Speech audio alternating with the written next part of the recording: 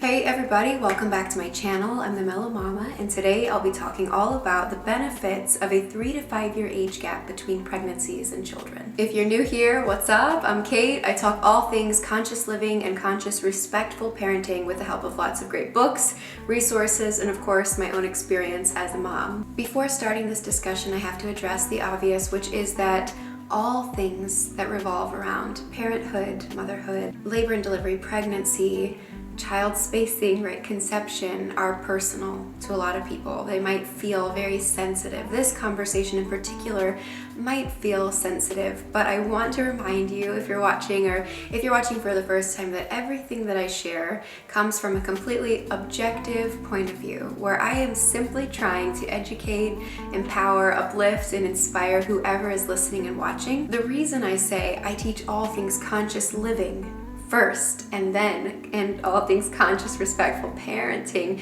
at the beginning of my videos is because at the forefront of everything that I teach, my goal is for you to simply create more awareness around what you think, why you think it, what you feel, why you feel it, and what you do and why you do it based on your thoughts and feelings and your conditioning. And this video is no different. I'm simply presenting this information so that you can do whatever you want to do with it, but most importantly, create more awareness around the decisions that you might have already made in terms of family planning for you and your family. Not to condemn, shame, criticize, or anything to anybody, just to simply help you, uplift you, and educate you on some things that I find really fascinating.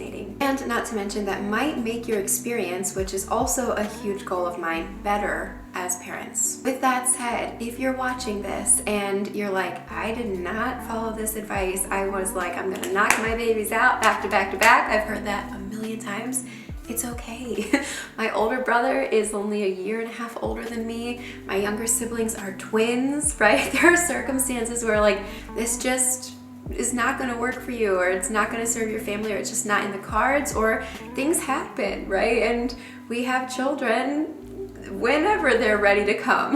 That's okay. I totally acknowledge and respect that. But please, if that's you and you're watching this video, don't take it personally. Make sure that you're in a good headspace before watching, or just watch one of my other videos. It's okay. Unless you're thinking of having more children and you're like, all right, let me at least like kind of get a feel for maybe why there could be benefits to waiting 3 to 5 years before the next baby. All in all, just know that whoever you are and wherever you are, I have so much deep appreciation for you being here, and I probably adore you and love you if you've been a subscriber for a long time. So just, again, please relax. Don't take this personally.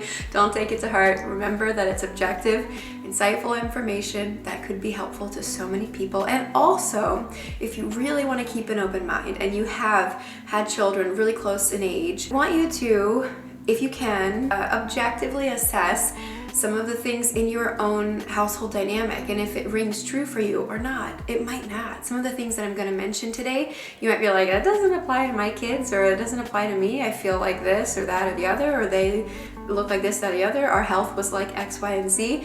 And that's fine. I actually would love that kind of feedback in the comments, or if you've had an experience similar to some of the things that I might mention, share that in the comments below. That could help someone out. And your insight is so deeply appreciated here as well. So let's get into the actual video. What are the benefits to spacing your pregnancies 3 to 5 years apart, and why would I recommend this? First things first, let's talk about the health benefits of spacing our children 3 to 5 years apart. I'll be referring to the work of a few different physicians, and I'll link some studies and resources in the description box below. That way you can go and read for yourself or look into those on your own time. The first physician that I'll refer to is very well known, especially in like the holistic health world. It's Dr. Weston Price, who is actually a dentist and a dental researcher. One of the things that I really love about Weston Price's work and research is that it's focused on healthy people. He wanted to observe and research people that are experiencing great longevity, great health. Like, what are they doing? I love this because I feel like it's truly solution-based and nipping problems in the bud before they arise. I love this because it definitely aligns with my outlook in life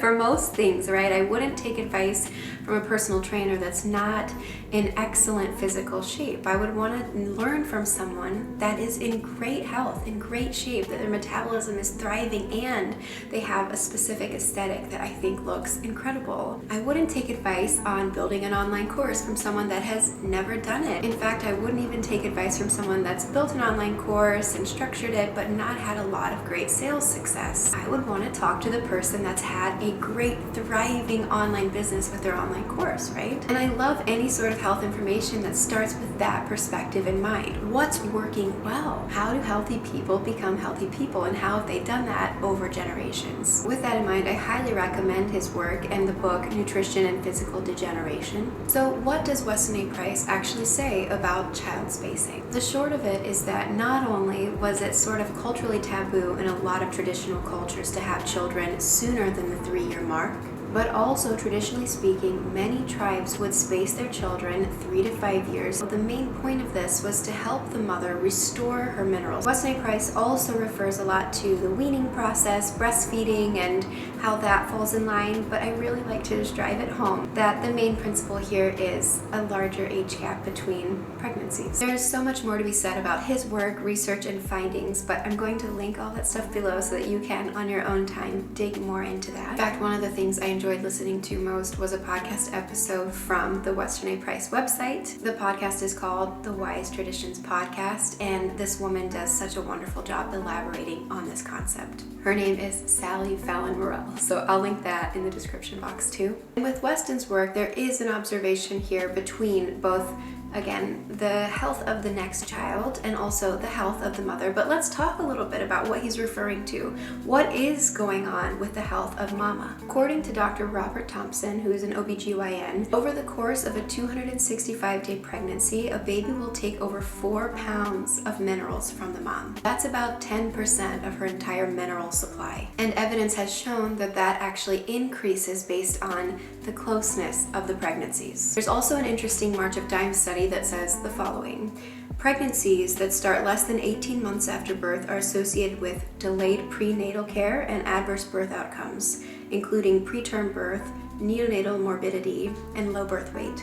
Further, these poor birth outcomes are often associated with ongoing health problems such as developmental delay, asthma, and vision and hearing loss. The last physician I'll mention is Dr. Shanahan, who mentions the symmetry shift between siblings with a shorter time in between pregnancies, so like less than this 3 to 5 year age gap. He studied 400 groups of siblings from lots of different families, all born within 2 years of each other. When observing the differences between these siblings from oldest to youngest, there's a very clear observation that anyone could make. If you just simply look at these pictures yourself too, you'll be like, wow, this is fascinating. Or maybe you won't, but I find it so interesting that from oldest to youngest, you'll notice the jawline get more narrow and more receded, the eyes less deeply set, as well as the cheekbones getting more flat. And very similarly to the research and thought process of some of the other people mentioned in this video, she also attributes these differences to nourishment. And like I said, I'm going to link a lot of that stuff in the description below so you can kind of take a look at it for yourself. With that said, of course, there could be the argument that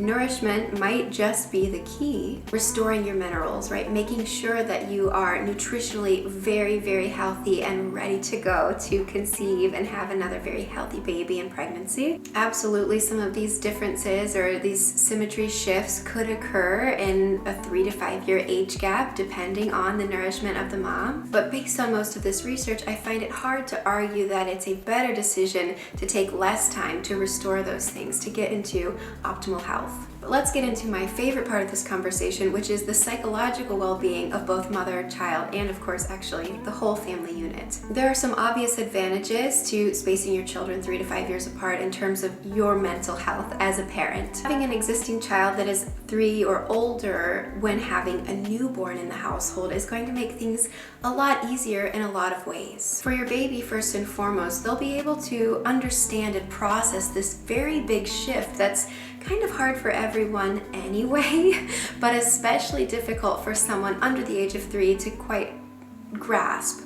This feeling of not having enough time to connect with you, to be present with you, the mama or the daddy, feeling sort of replaced or less important, less valued, is a lot less likely, in my opinion, to happen if a child is older and able to comprehend this dynamic shift in the family, as opposed to a younger child who is really still in a very deep state of needing attachment to you, understanding their attachment to you, and feeling safe, secure in that attachment. And from the parent's perspective, it can be so challenging, and I'm going to only speak from the perspective of a mom, but I can only imagine that as a mom who wants to just give and pour so much love, so much time, connection, energy into all of our children, that it could feel a bit guilt-ridden, a bit exhausting if we feel that a child doesn't understand our capacity, right? Like they don't understand or have the ability to process that we simply cannot be there for them right here, right now, in this very moment. And of course, there are ways to place limits in a very respectful, empathetic way,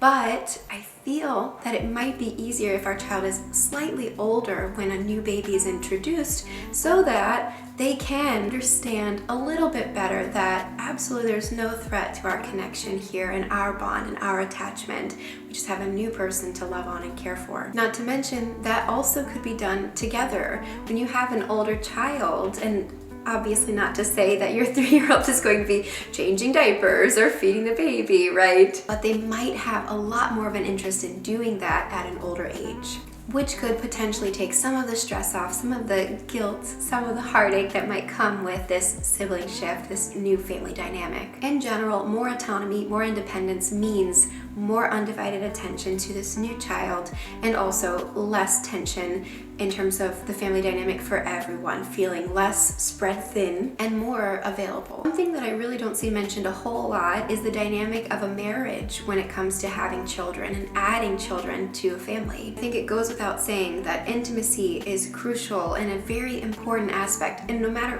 what you view intimacy as, that could just be quality time to sit, to talk, to really see each other and connect with your spouse. It could be physical intimacy and where you can fit that in and have time for that. Keeping this spark and chemistry and flame alive in your marriage obviously gets a little bit more challenging the more needs we have to meet in terms of other people.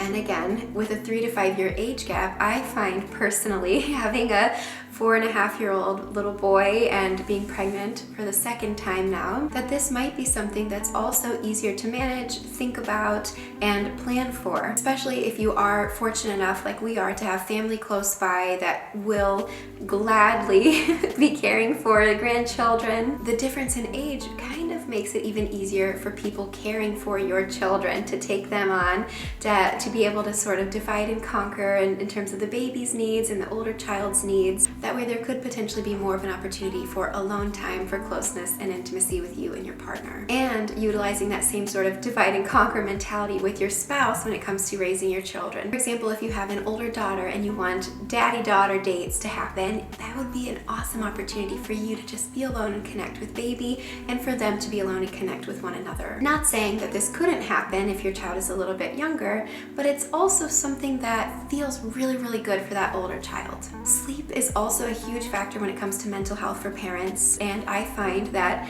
it's less likely that you'll be having trouble sleeping through the night with a 3 to 5-year-old child versus if you were to have 2 under 2. It might be difficult to coordinate nap schedules and make sure that your routine is right on point so that both children are going to sleep at the exact same time, everyone's needs are met, and they're sleeping all the way through the night so that you get an uninterrupted night's rest. And these are just some of the basic things that I have thought of, or that I wanted to bring to the attention of anybody that wants to consider a larger age gap between pregnancies and children. I could talk on and on forever, but I actually have to go. I have to stop filming right now.